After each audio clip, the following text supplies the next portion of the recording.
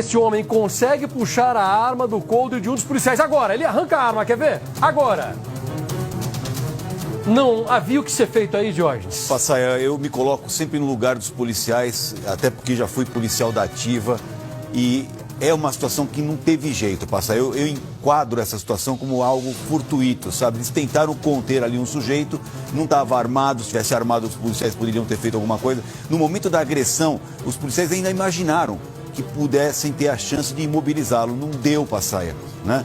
Não teria nada contra se um dos policiais tivesse a chance de ter se afastado e feito um disparo contra ele. Seria legítima a defesa da própria vida e da vida do terceiro, do outro policial. Agora, não deu, eles decidiram imobilizar e aí aconteceu esse saque dessa arma por parte desse criminoso e acabou baleando os dois policiais. A reportagem agora completa. O que era para ser uma abordagem de rotina terminou em 2 policiais baleados após a reação de um criminoso.